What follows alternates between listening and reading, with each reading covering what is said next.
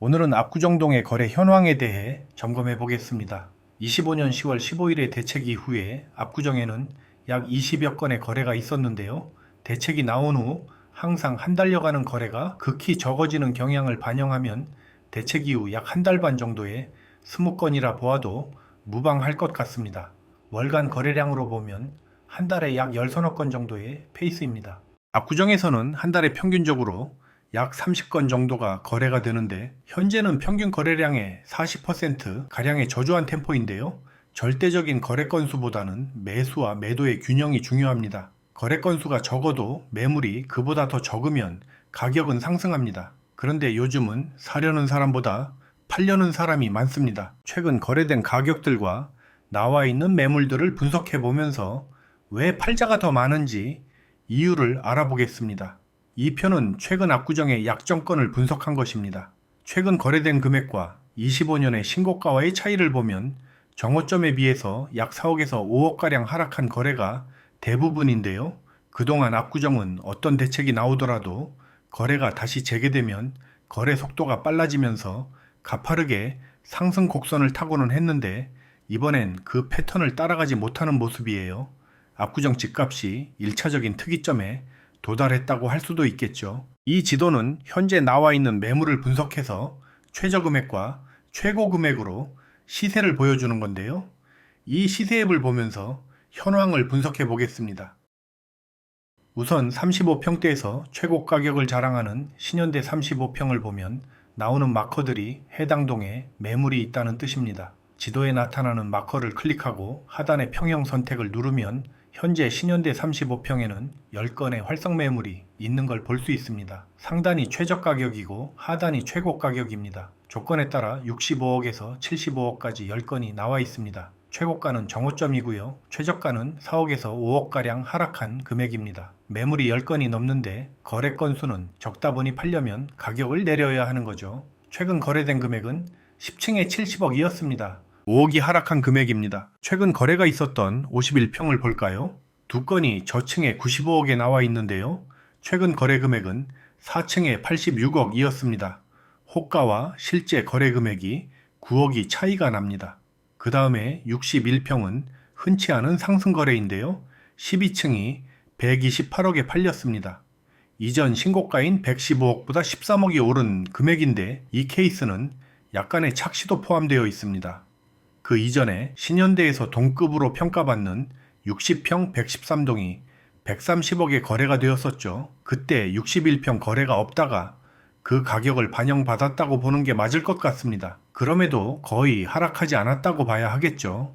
구역 내에서 펜트급을 노리는 매수 수요는 여전하다는 뜻입니다. 1구역 미성에서는 32평이 50억에서 55억까지 나와 있는데 가장 최근의 거래는 10월에 49.8억이었습니다. 압구정에서는 현재 가장 저렴한 매물이다 보니 비교적 찾는 사람들이 많아서인지 떨어질만 하면 한 건씩 거래가 되면서 추가 하락을 방어하고 있습니다. 47평은 70억 언저리인데 현재 거래되는 신현대 35평 호가와 거의 같습니다. 사업 속도가 빠르고 지분이 많은 신현대 35평과 속도는 느리지만 실거주에 유리한 미성 47평과의 힘겨루기도 앞으로 눈여겨볼 만한 포인트입니다. 56평은 75억에서 85억까지 나와 있는데 56평이 75억이면 매력적인 가격 같아요. 3구역은 3차 33평이 지난 11월에 60.7억에 거래되었는데 현재 매물들은 58억에서 60억까지 9건이 나와 있는데요. 호가 자체가 정고점을 넘지 못하고 있어요. 매물 자체가 많다는 건데요. 이런 경향은 어느 구역을 막론하고 압구정 전체에서 보여지는 현상입니다.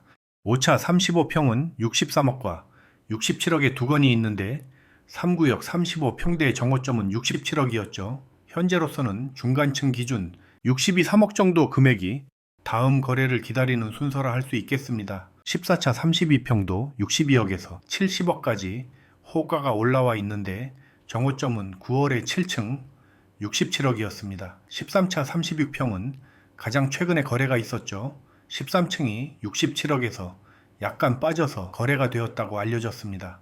이 케이스는 11월에 67억에 약정되었다가 파기되고 다시 팔린 걸로 알려졌는데요. 정오점은 6월에 72억이었으니까 약 5억가량 하락한 금액입니다. 압구정의 대부분 평형들이 비슷하게 하락한 수준에서 거래가 되고 있는 거죠. 4차 44평의 경우엔 최근 73억 거래가 있었는데 비교적 눈에 보이는 하락폭은 적었는데 지금도 72억대 매물이 올라와 있죠. 4차는 이해가 안 갈 정도로 저평가된 차수예요. 이 정도 금액에 머물 차수가 아닙니다. 향후 거래가 다시 원활해질 시점에 가장 폭발력이 큰 차수입니다. 단지 숫자가 워낙 많아서 영상에서 일일이 살펴보기엔 시간이 너무 걸릴 것 같아서 고정 댓글에 이 앱을 링크해 두겠습니다. 집을 팔거나 사려는 분들은 여기서 한눈에 호가와 시세 흐름을 파악하실 수 있어요. 앱 하단에 보면 압구정 매물 시세를 검색할 수 있는데요. 평형별이나 금액별 혹은 구역별로 매물을 검색해 보실 수 있습니다. 가격 순 버튼을 누르면 압구정 전체의 매물이 가격 순서대로 표시가 됩니다. 현재 155개가 올라와 있습니다. 모든 금액은 낮은 순서로 나오니까 전체 선택을 하시면 어떤 매물이 경쟁력이 있는지 보실 수 있습니다. 이 앱은 매물의 변동이 생길 때마다 실시간으로 업데이트가 되는 앱입니다. 그럼 왜 이번엔 부동산 대책이 나오고 거래가 재개되었음에도 그동안의 패턴에서 벗어나 가격이 약세를 받는지를 살펴볼 텐데요. 다양한 요인들이 있겠지만 눈에 띄는 요인들이 몇 가지 있습니다. 첫 번째, 노후 세대들의 출구 전략이 가동이 된 것인데요.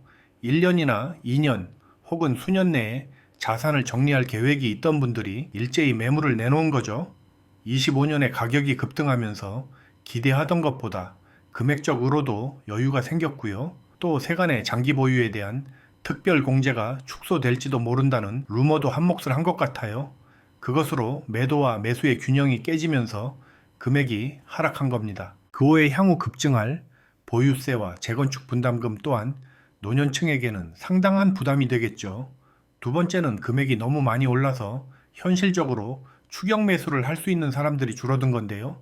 대출이라도 50%씩 되면 따라 붙어 볼 텐데 그게 차단되니 현실적으로 어려운 겁니다. 따라서 특별한 전환점이 생기지 않는다면 당분간 이런 흐름이 유지될 것 같습니다. 매물이라는 게 고정된 숫자는 아니죠. 이러다 어떤 계기로 가격이 다시 오름세를 타면 매물도 개눈 감추듯 없어질 수도 있는데요. 아직은 그러기엔 꼬리가 너무 길어서 비상하기에는 시간이 필요할 듯 싶습니다. 한 달에 15건 정도가 거래된다면 현재 150여 건의 매물이 소화되려면 10달이 필요한데요. 매물이 감소할 만한 요인이 생기지 않는다면 빠른 시간 내 정오점을 넘어서긴 어려워 보입니다. 그런데 만약에 진짜로 장특공이 축소된다면 어떻게 될까요? 그게 바로 매물이 감소될 요인이겠죠.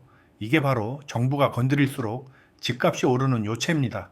단기적인 집값 안정에 몰두하면서 장기적으로 특정 지역 집값을 더 밀어 올리는 현상이 깊어집니다. 정부로서도 이 상태로 두는 게 그나마 더 나을 겁니다. 원부동산에서는 매매와 임대 물건을 구하고 있습니다. 또한 정확한 가치평가에 의한 특별한 추천 매물도 준비되어 있습니다.